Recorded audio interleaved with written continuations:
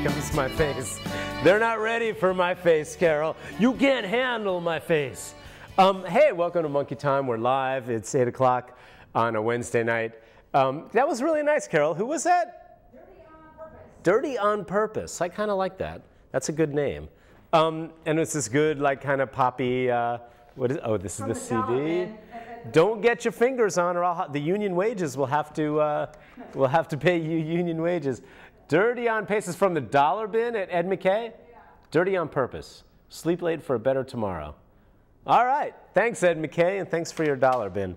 I found some good stuff at Ed Mckay yesterday, too, last night. Ed Mckay. Did you hear the Nice Price in Carborough is closing, Carol? No. The Nice Price in Carborough is closing. And apparently the Independent called our business, because we're in the same business as Nice Price. We do use books and records and CDs and things like that. And I wonder if the article showed up.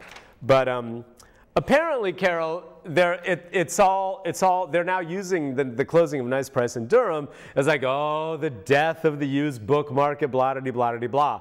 Carol, we had one of our best weekends ever in February last year, or last week. We've been doing Christmas levels of business in January and February, which has been like really weird. So I mean, come on. I mean, okay. So here's why the Carborough Nice Price is closing. By the way, everybody, the Carborough Nice Price is having everything's at least 25% off. So I'm just saying, you know, they're my competition, but I am sending you their way. I shop at the Nice Price on Hillsborough Street all the time here in Raleigh, and even the one in Durham too is a good store too. So anyway, I like Barry, I like Cindy. They're the owners. I've known Barry for, God, 20 years now, since I've, you know, I am a resident of the Triangle, Carol. Me too. I am not a Raleigh resident. I moved here from Ohio in 1986, lived in Chapel Hill, hung out a lot in Carborough. Then from Chapel Hill, I moved to Durham when I was teaching at the Carolina Friends School. Lived in a little cabin out in Orange County with a wood stove for heat during the winter. And that was back when we still had winters in North Carolina, Carol. I went away for one weekend and the water in my toilet froze. I forgot to put a piece of wood in there. You know how that works, Carol? No, oh, when you're going away and you live in a wooden cabin that only has a wood stove for heat and it's sub-zero freezing temperatures. Antifreeze in the toilet? Yeah, but I had cats. They drink out of the toilet. I couldn't put antifreeze in the toilet. No, if you don't have antifreeze handy to put in the toilet, although that's an interesting solution, what you do is you take just a piece of wood, a long 2x4, and stick it in the toilet. And when the water freezes, Carol, instead of expanding and cracking the toilet bowl like my water did, because I was an idiot, it freezes up the wood. And so the wood absorbs the extra, you know, when water freezes, it goes like that, right? Just like that. So you put a piece of a 2x4 in the toilet if you're going away. But ideally, the thing to do would have been to, like, just drain the water out of the toilet and not let it refill up. But anyway, long story. What was I talking about? Oh, I am a child of the Triangle.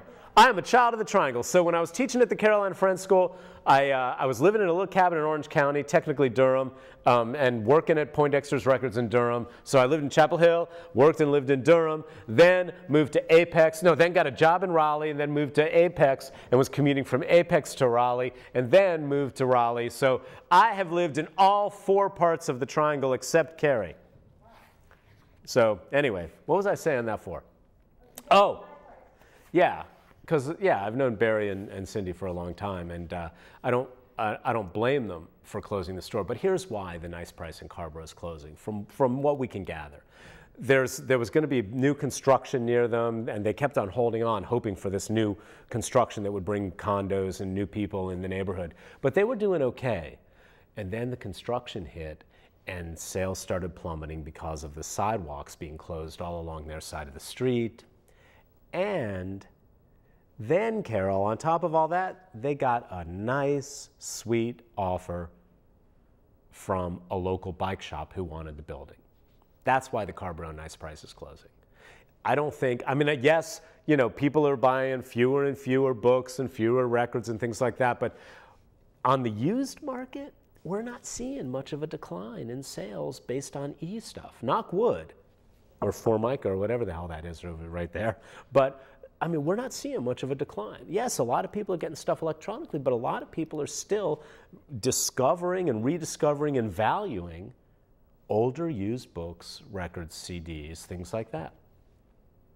A lot of people still like to shop in that market. So anyway, the Carbro Nice Price is closing, but don't believe any news articles you might read in the next week about how that is a part of a serious things to be said about the viability of used books and records. School Kids is selling more records all the time, right? We're doing fine. The other nice prices are doing fine. Barry got a good offer that he couldn't refuse on the property in Carbro, and that's why the Carbro Nice Price is closing. That's my take on it. All right, so don't forget 25% off every time. I'm ready to go over there.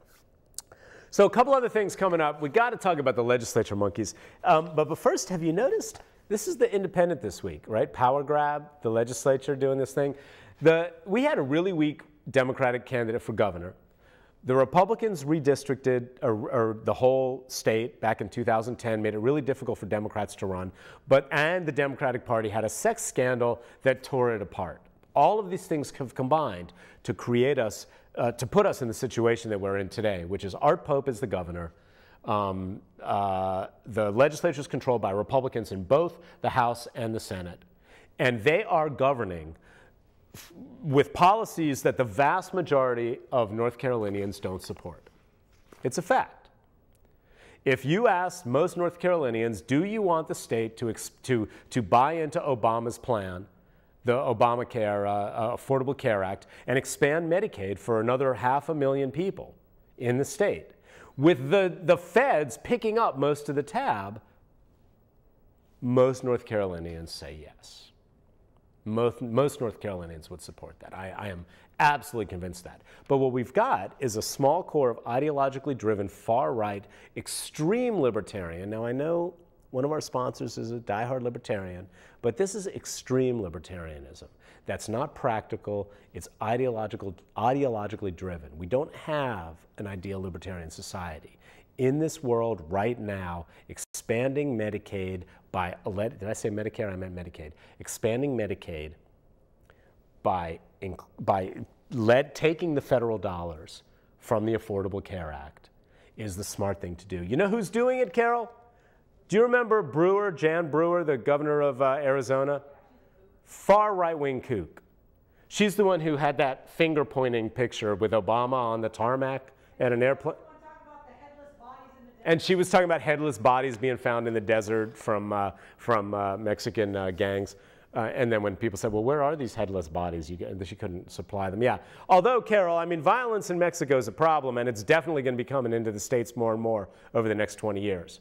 I think that's definitely true. Drug violence in Mexico is a serious problem, and until we legalize marijuana and decriminalize cocaine, you can keep it illegal, but decriminalize it, right?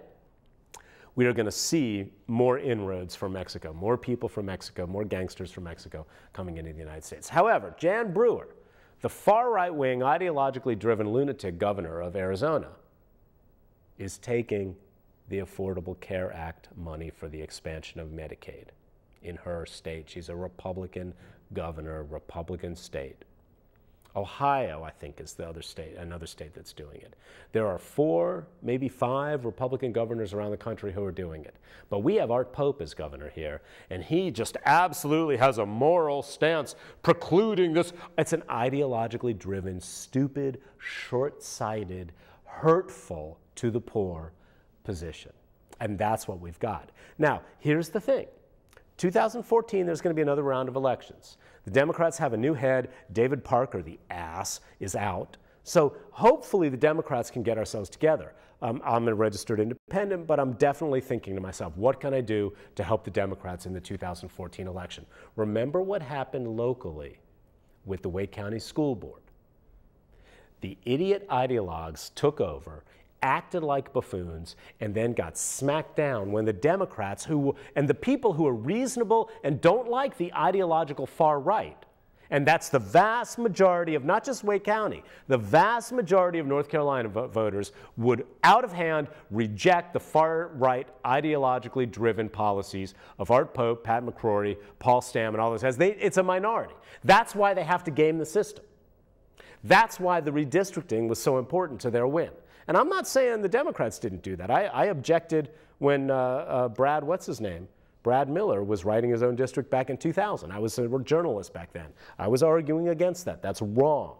These mofos in the legislature should not be allowed to draw their own districts. I was saying it when the Democrats were in control, the corrupt asses like Jim Black, and I will say it now when the Republicans are in control. Bottom line, though, is that they see the reason they're doing this power grab is that they know that the vast majority of North Carolina voters do not support what they're doing. So instead of letting the commissioners at the state level serve out their terms, they're going to rewrite a bill that allows the governor to just dismiss them all and replace them immediately. That's never happened before in North Carolina. They know their time is going to be limited. Why is their time going to be limited? They're trying to rush through as much permanent damage to North Carolina as they can because they know that the longer they're in power, the more the people of North Carolina are going to object. So think about what you can be doing to shorten the reign of our Governor Art Pope. Think about what you can be doing to look and minimize and plan to reverse the worst of the damage that Governor Art Pope is going to be doing to North Carolina over the next year and a half. The November 2014 election is coming up. Now, will the Democrats have legitimate candidates? Will the Democrats even bother to field candidates? Will they be able to raise money for candidates in heavily gerrymandered districts in the for Republicans? But here's the thing. Even in heavily gerrymandered districts, if you turn out every Democratic vote, you will win. So the question is getting Democrats excited for the 2014 election. That is the goal. That is the key. Can you donate money to Democrats? Can you help volunteer your time for the Democrats? These are questions I am asking myself. The answer to the first one, Carol, is not much. The answer to the second one is, well, maybe. Maybe I can do more to help the Democrats and push the Democrats in the direction of fighting and standing up. Now, most people do not agree with the drone. We are now one of the worst, we will be, when McCrory signs that unemployment bill they just passed, we will be one of the worst states in the country when it comes to unemployment benefits. Now, for Art Pope, this is great, because unemployment is terrible. We're just creating a dependent kind of class. And they think that one of the Republicans actually said that about Medicaid. Oh, it just makes people dependent on the government. Medicaid. Elderly, sick people. The feds are offering money, and the state has to put up a little bit of money, but, well, it's $800 million, but the feds are coming up with something like 50, over the next 10 years, $800 million. I think I'm getting the numbers right. The feds are putting up $15 billion. Over the next 10 years. And Art Pope has decided that this is ideologically impure and we can't do it, which means that 500,000 North Carolina people will not have Medicaid that they would be entitled to if they were in a state that wasn't being run by an ideologue like Art Pope, a rigid, far-right, hard-line libertarian ideologue like Art Pope.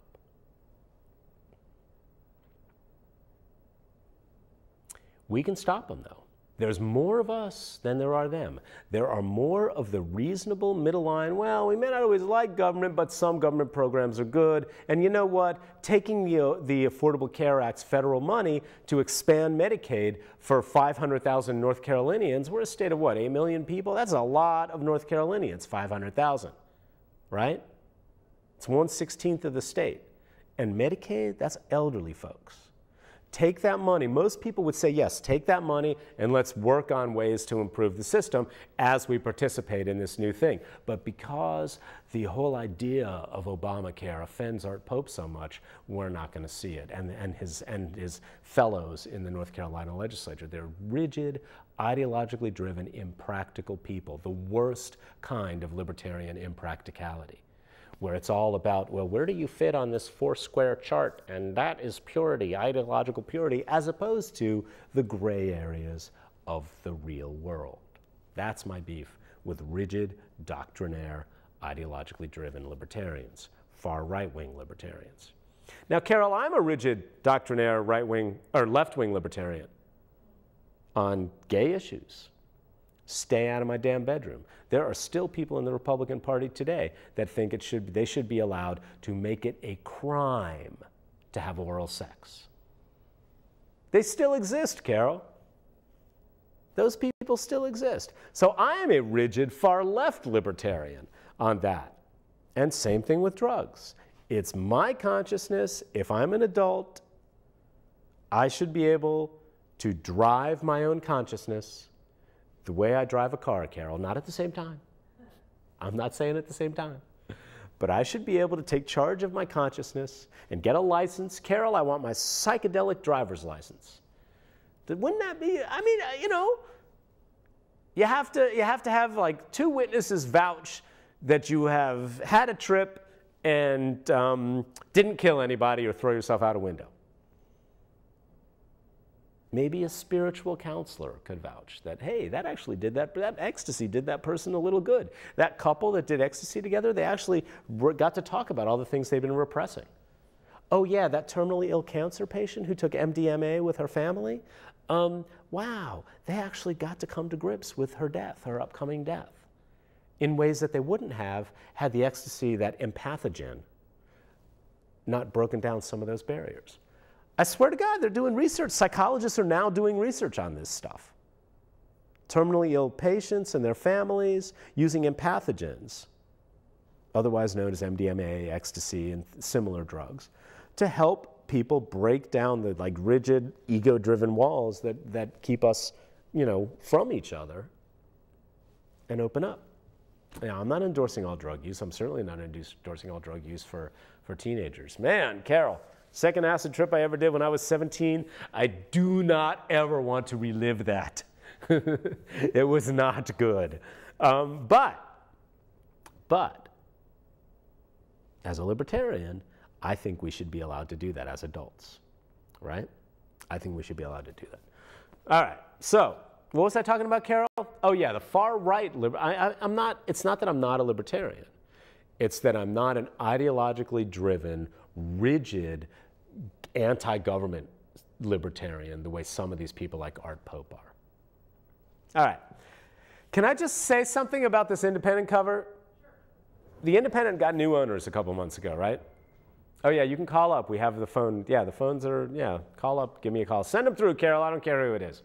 I haven't, you know, since we went to a half hour, I never get to talk to y'all anymore because you only call for you only used to call during the second half hour. So I really want to talk to you. Feel free. I promise I'm in a good mood tonight, and I won't yell at you. Well, some of you deserve to be yelled at. But so just to be clear, the Independent got new owners a couple weeks ago. And Carol, correct me if I'm wrong. This is the second week in a row that it's been a half-naked boy on the cover. Is that right? Okay, I'm just saying. Second week in a row. I like this new direction. Yes, hi. You're on the air. Hey, I just wanted to tell you that I agree with you on the MDMA. Yeah. I took it a couple of times, just experimental, but it did break down a couple of barriers with me and my friends. I mean, as long as it's controlled and it's in good health, and especially with marijuana use as well. Well, that may work. That may work for you. I'll tell you that the key thing is to stay on top of it. You don't need to do it over and over and over again. You know? No.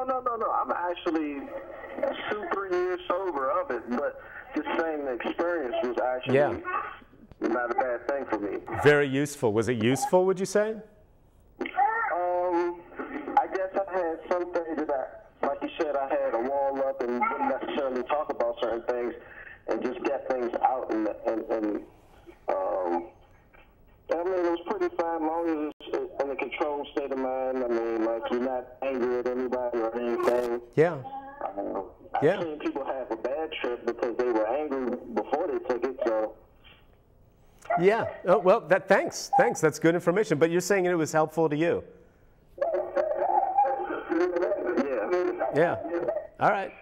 Thanks, man. You got to turn down the TV if you want to talk, if you want to keep talking though. But I'm sorry. no, that's all right because there's a 3-second, 7-second delay. I forget.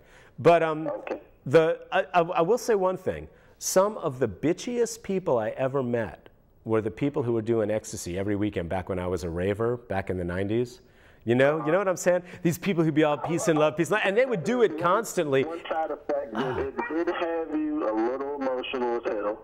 Oh, a couple days later, yeah, you can get, there's a down to it. Yeah. There's a down to it. I mean, like you said, if you have a person that has somebody that's terminally ill or something like that, I feel like if that's some type of research or couples counseling that they can do, then I'm all for it. I mean, psychiatrists. Go ahead. I was just going to say, psychiatrists are now exploring it. It started out as a drug used by psychiatrists and then spread to the general population, and now psychiatrists are starting to explore it again. And I think that's a good thing. It's a good thing. They have to find a way to make money off of it, but I appreciate it, man. All right, thanks, man. Thanks for calling. No problem. What I meant by that bitchy comment was that, that if you process it, if you use ecstasy and take time to process, then it can be really helpful. But if what you're doing is just trying to get that initial high over and over and over again, then it's not going to help. And some of the bitchiest people I knew back in Raveland were the people who were like using ecstasy multiple times a week. It's like, it's not making you happier or more loving. But they couldn't see that. Hey, you're on the air. Hi. Why'd you go down to a half hour? You're right, there's not enough time. Yeah. So I'll be quick. All right. First of all, I'm sure you were a great teacher at the Friends School, but I got to say, with your personality, I just can't imagine you teaching at the Friends School. Most Quakers that I've known are kind of low-key, easygoing. I was very nice. What was it like for you teaching there? I loved it. Really? It was one of the most, first of all, they were really delighted when I decided to come out, which I was really scared about because they really wanted to have an openly gay teacher on staff. Absolutely. They'd had closeted teachers on staff before, and they really wanted an openly gay teacher to be a model for the kids. That's good. I'm sure teaching taught me more about being patient and kind. Right now, I'm way far away from the person I was when I was a high school teacher. I promise you. Really? But oh yeah, I was a much better person, I think, when I was a younger, more open and thoughtful high school teacher than I am now. It's interesting because usually the opposite happens. People mellow as they get older. That's. Well, I'm just saying. I mean, there's something about being around kids and having the responsibility that with kids, and parents know what I'm talking about. I don't have any kids that's true. Yeah, myself. I get that really kind of grounds you. And you start taking yourself a little bit more seriously, and not having that responsibility to be around kids. It's made me, especially on TV, it's made me a little bit more flippant and a little bit more glib. And I would never be like that as a teacher. I'm a gay guy like you, and my hat is off to anyone who would go through raising children. I just can't imagine anything like that. I say the same goes for teaching. Because you're raising 30 children at once. Especially nowadays. Yeah. It's probably worse than ever. Yeah. So yeah, the Republicans they're really bringing me to tears almost over this unemployment thing. It's just so disgusting. The unemployment thing is ridiculous. Right. I mean, if they would have extended it to July 1st, then thousands upon thousands upon thousands of North Carolinians would have been able to get federal benefits that wouldn't have cost the state anything. Right. And they didn't do it again. It's ideologically driven. It's rigid thinking. It's this purity that Art Pope has about the way that the state should be, and it should be minimal and blah, blah, blah. And they don't even like the idea of unemployment. You lose your job, get another one. Why should the government give you anything? They don't even like ideologically, they don't even like the idea of unemployment. They don't want anyone to have it at all. The best they could do is make us the worst state in the country. I got mine, to hell with everybody else. Well, that's a big part of it, I think. Yeah, I think that really is. I just don't understand, because I think you can make economic arguments for health care and for unemployment, because when people are desperate, lots of things happen that society ends up carrying the burden. Here's the thing. All kinds of social problems, homelessness, crime, you name it. Emergency rooms packed with people who are sick, Yes, and because of what they're doing with the Medicaid thing, we're actually going to end up paying more in terms of premiums in North Carolina. This is not, they have not debated this. If you look at the long term instead of the short-sighted, ideologically driven near term, if you look at the long term, by not taking that, everyone's premiums are going to go up. The state of North Carolina, by not taking the Affordable Care Act money for the expansion of Medicaid, everyone's premiums are going to go up as the people who don't have the Medicaid then have to, the insurance companies have to make up for them, and everybody's premiums go up over the long run. We lose money as a state in the long run on this, but they are refusing to make the smart decision. And let's face it, desperate people take desperate measures that we all end up paying for in one way or another. And they criticize the Democrats for not wanting to lower the deficit. Oh, you're making our children pay in the future. Well, yeah.